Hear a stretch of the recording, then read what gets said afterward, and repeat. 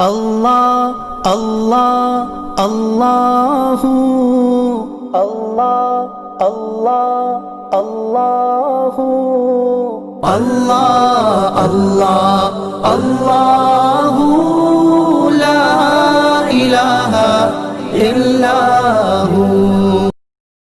بسم اللہ الرحمن الرحیم، الحمد للہ رب العالمین والصلاة والسلام علی سید المرسلین وخاتم النبیین محمد وآلہ واصحابہ اجمعین، اما بعد فقد قال النبی صلی اللہ علیہ وسلم: اربع من السعادة المرأة الصالحة والمسكن الواسع والجار الصالح والمركب الهنيء، او كما قال النبی صلی اللہ علیہ وسلم۔ معزز سامعین، انسان کی سعادت اور خوش نصیبی کی علامات میں سے ایک علامت یہ ہے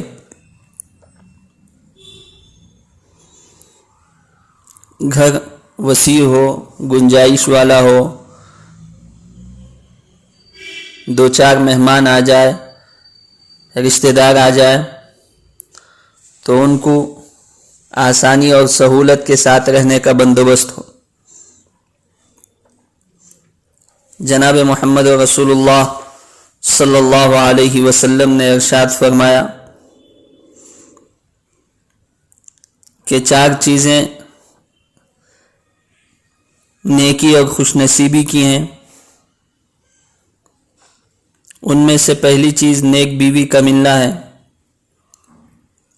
جس کو نیک بیوی ملی ہے وہ خوش نصیب اور سعادت والا انسان ہے۔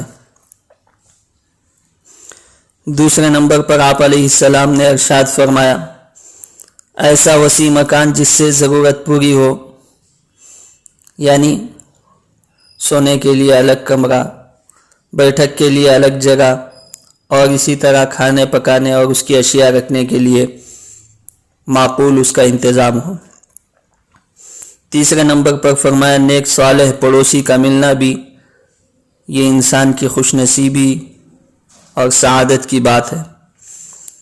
اور چوتھے نمبر پر فرمایا کہ تابع دار اور عمدہ سواری جو انسان کی اپنے قابو کی ہے، یہ بھی انسان کی سعادت اور خوش نصیبی کی باتوں میں سے ہے۔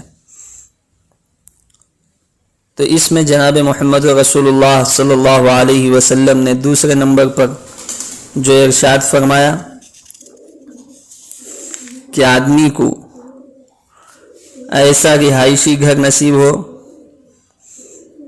جو اس کی زندگی کی ضروریات کے لیے گنجائش رکھتا ہو، وہ بہت ہی بڑا خوش نصیب انسان ہے۔ اور ایک حدیث میں آپ علیہ الصلاۃ والسلام نے ارشاد فرمایا: وَلْيَسَعَكَ بَيْتُكَ، تمہارا گھر تمہارے لیے گنجائش رکھے۔ اس کا یہ مطلب ہے، ایک مطلب حضرات محدثین نے یہ بیان کیا ہے کہ تم اپنا گھر چھوڑ کر باہر زیادہ مت رہا کرو، بلکہ زیادہ اوقات گھر میں رہ کر گزارو۔ دن میں حصول معاش کے لیے گھر سے باہر رہ کر رات کو ضرور گھر میں آ کر رہا کرو۔ ایسا نہ کیا جائے کہ مسلسل کئی روز باہر گھر چھوڑ کر گزارے اور تمہارے بیوی بچے تمہارے بغیر گھر میں رہیں۔ اسی وجہ سے جناب محمد رسول اللہ صلی اللہ علیہ وسلم نے ارشاد فرمایا: کسب معاش کے لیے اور ضروری کاموں کے لیے گھر سے باہر نکلے اور بیجا اور فضول وقت باہر زیادہ نہ گزارے، بلکہ آدمی کے لیے بہترین جگہ وہ اپنا گھر ہے۔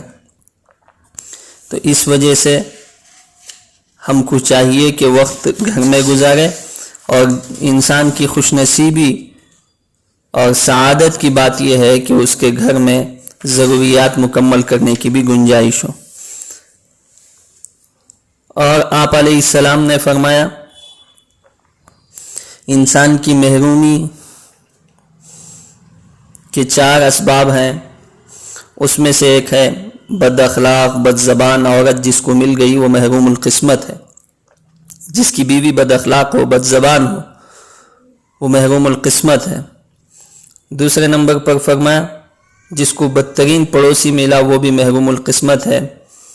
اس وجہ سے کہ پڑوسی کی جو تکالیف ہیں ایسی ناقابل برداشت ہوتی ہیں کہ کبھی کبھی انسان کو وہاں سے اپنا گھر اور اپنا وطن چھوڑنا پڑتا ہے۔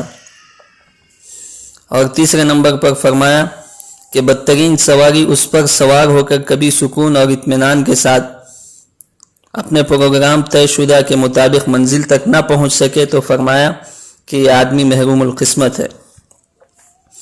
اور آپ نے چوتھے نمبر پر فرمایا جس کا مکان ایسا تنگ ہے جس میں سب لوگ آرام و سکون سے نہیں رہ سکتے، بڑے بچوں کو الگ بستر پر سلانے کے لیے جگہ نہیں، میاں بیوی کو الگ کمرے میں حقوق زوجیت ادا کرنے کے لیے موقع نہیں، اگر کوئی مہمان آئے تو اسے ٹھہرانے کے لیے کوئی جگہ نہیں، رسول اکرم صلی اللہ علیہ وسلم نے فرمایا یہ آدمی دنیا کے اعتبار سے محروم القسمت ہے۔ اور ایک بات یہاں پر ذہن نشین کرنی چاہیے کہ جب بچے بڑے ہو جائیں، بلوغ کے قریب پر پہنچے یا 10 سال کی عمر کو پہنچے تو آپ علیہ السلام نے فرمایا جب 7 سال کے ہو جائیں تو ان کو نماز کا حکم دو، 10 سال کے ہو جائیں نماز نہ پڑھنے پر ان کو مارو، اور اسی طرح فرمایا جب 10 سال کا لڑکا لڑکی ہو جائے تو ان کے بستر الگ کر دو۔ تو یہ بہت ہی اہم چیز ہے جو ہر گھر میں نہیں دیکھی جاتی اور اس کا خیال نہیں رکھا جاتا، یہ انتہائی ضروری ہے۔ تو اس وجہ سے جناب محمد رسول اللہ صلی اللہ علیہ وسلم نے فرمایا کہ آدمی کی خوش نصیبی کی علامت یہ ہے گھر میں اس کے اوساط ہو، یعنی بچے بڑے ہوں، بچیاں بڑی ہو رہی ہوں، 10 سال سے اوپر ان کی عمر ہو تو ان کے لیے الگ بستر کا بندوبست کریں، مل کر نہ سویا کریں، اس سے کافی نقصانات ہیں جس سے معاشرہ خراب ہوتا ہے، بچوں کی ذہانت میں فتور اور اسی طرح غلط خیالات پیدا ہوتے ہیں۔ تو ان چیزوں کا ہم تمام کو اہتمام کرنا چاہیے۔ اللہ تعالیٰ سے دعا ہے کہ اللہ تعالیٰ ہم تمام کو خوش نصیب اور سعادت مند انسانوں میں سے اللہ ہم کو شامل فرمائے، اور محروم القسمت اور بد نصیب انسانوں سے اللہ تعالیٰ ہماری حفاظت فرمائے۔ آمین۔ وآخر دعوانا ان الحمد للہ رب العالمین۔